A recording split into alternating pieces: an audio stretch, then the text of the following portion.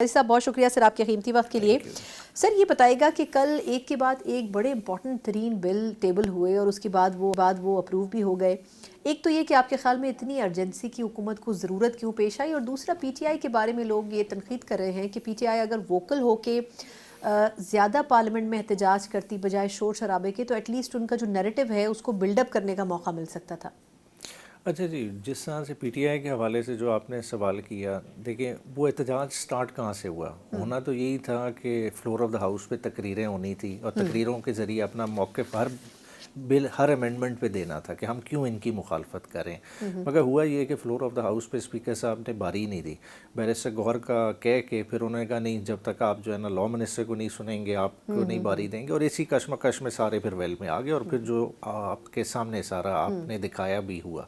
مگر اس میں دیکھیں کہ گورنمنٹ نے بیسیکلی سارا چیز کو بلڈوز کیا ہے. اگر آپ کل کے دن کا ایجنڈا اٹھا لیں، ان میں سے ایک بھی بل ایجنڈا آئٹم پہ شامل نہیں تھا. انہوں نے رولز ریلیکس کیے اور یہ تمام کے تمام ایسی امینڈمنٹس ہیں جو کسی نہ اسٹینڈنگ کمیٹی میں گئی، کوئی اس پہ ڈیلیبریشن نہیں ہوئی، اور ایون ان کے پارلیمنٹیرین تک کو نہیں پتا تھا. اور آج کے دن بھی ان پہ آپ کلاس بائی کلاس پوچھ لیں، انہیں نہیں پتا ہوگا انہوں نے کس چیز پہ جو ہے نا آئز کیا ہے. اور آپ نے دیکھا کہ اکثر نہیں، لیکن آپ کے خیال میں یعنی یہ بغیر کسی کمیٹی میں جائے بل پیش ہو سکتے ہیں؟ کیا یہ طریقہ کار موجود ہے؟ ارجنسی میں کیے جا سکتے ہیں، مگر جس نوعیت کے بلز ہیں، دیکھیں پریکٹس اینڈ پروسیجر کو مذاق نہیں ہے. مطلب ایک پورا نظام عدل کو آپ نے الٹا دی ہے اور اس پہ کوئی آپ نے ڈیبیٹ ہی نہیں کی. اور آپ نے مطلب کیا لاجک ہے کہ آپ کہتے ہیں کہ جی جو بندہ چیف جسٹس پاکستان ہے وہ چیف جسٹس بننے کا اہل ہے، مگر کانسٹیٹیوشنل کمیٹی میں وہ نہیں بیٹھ سکتا.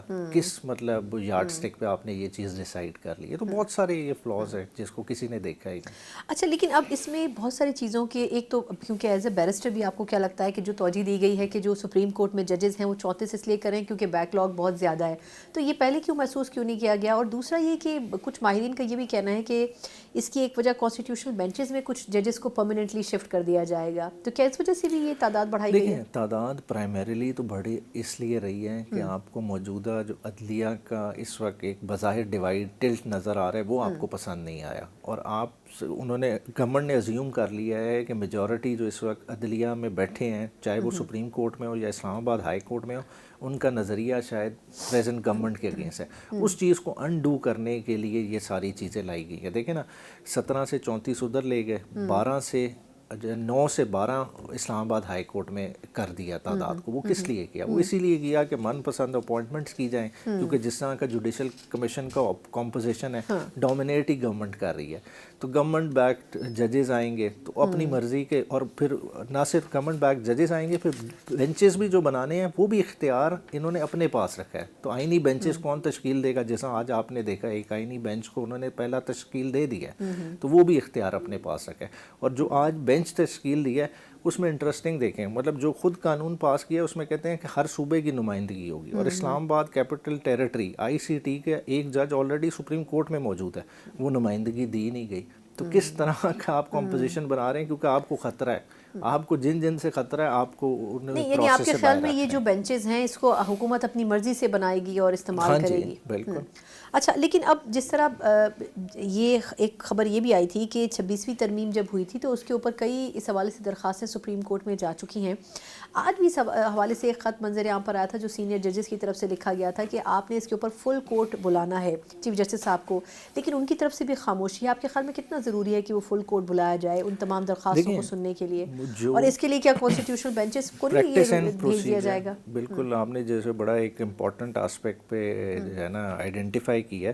دیکھیں پریکٹس اینڈ پروسیجر کل امینڈ ہوا ہے اور آج کانسٹیٹیوشنل ہیڈ کی نومینیشن ہوئی ہے پہلی، اور کانسٹیٹیوشنل بینچ بنا ہے. اس سے پہلے کا جو گیپ پیریڈ تھا اس میں وہی کانسٹیٹیوشنل جو پریکٹس اینڈ پروسیجر کے تحت کمیٹی تھی جو چیف جسٹس پاکستان جاجا افریدی نے آتے ساتھ کانسٹیٹیوٹ کی تھی، جس میں منیب اختر صاحب کو شامل کیا تھا.